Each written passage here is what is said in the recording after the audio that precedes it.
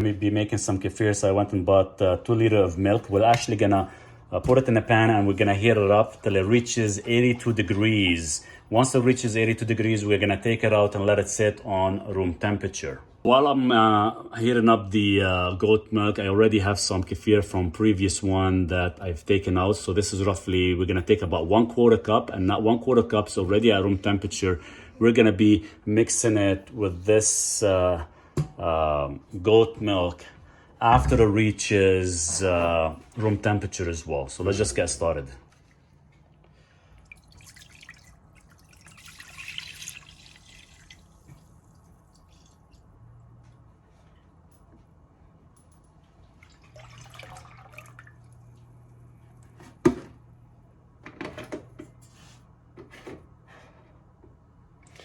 So make sure the temperature is very low, not too high, and let it take its time. It's gonna probably be at least an hour, so be patient. So there you go, I'm testing it right now, and the thermo temperature is roughly about 70 Fahrenheit. So keep in mind, we're gonna try to reach it at least 82. So there you go, guys, we just hit roughly about, 88 to 90 Fahrenheit. We were expecting it about 82, and I just left it a little bit longer, but I have it turned off already. So right now, we're just gonna take it out, put it on the side, and let it cool down to room temperature. It would be best to actually move your milk to a glass container, and we're gonna check the temperature again. So we are looking for at least 25 degrees, which is room temperature, before we add the 1/4 cup of kefir to it. Checking the temperature right now, and it's roughly about 29 degrees. So we're gonna wait till it drops about 25 degrees, then we'll add the 1/4 cup of the kefir. So there we go, we're almost at room temperature. We're roughly about 26 degrees. We have 1 degree left. In the meantime, we're gonna go ahead and get the 1/4 cup of the kefir ready. So there we go, we have 1/4 cup of the kefir, which is grains. We're gonna just go ahead and add it.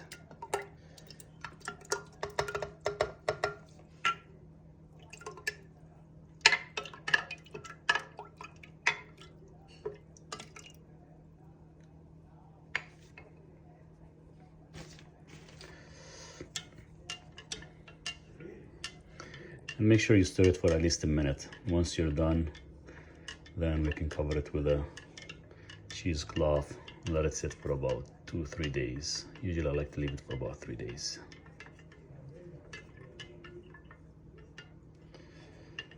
And there you go, that's all we need for now.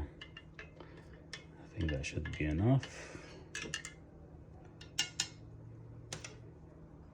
There we go, we got the cheesecloth on it. Now all you have to do is just store it in a dark room and make sure it stays in room temperature, and that's it. And we'll visit back in about 3 days and see what happens. There we go, so it's been 3 days now, and as you can see, the kefir is already started. So this is when it's your first and second batch, it's not gonna be as thick as it's expected, but it is gonna be quite of that sour, tangy flavor. So right now we just put it in the fridge for at least 4 to 6 hours before consumption. So it's been about 6 hours. Make sure you're using you're not using a stainless steel spoon. So there we go, let's try it out. Make sure it's good. Like I said, that is gonna be light for the first 1 or 2 batches. After that, it should be a lot more dense. So there we go, guys, we're gonna try it out. This is the kefir that we actually made. It took roughly about 3 days, and perfect. This is goat, by the way. I rather have the goat than to actually have the cow. It's a nice you know, a little bit like carbonated, same time it's not as dense. I think once I do like the 5th and 6th batch, it's gonna be even more intense of a flavor. But that's it. Make sure you consume this every day, at least twice a day, after every meal would be ideal. Of course, make sure you're feeding kefir to your pets as well. So I do give some to Duke after he finishes his meal. So let's see how he likes it. He'll tell us if it's actually done good or not.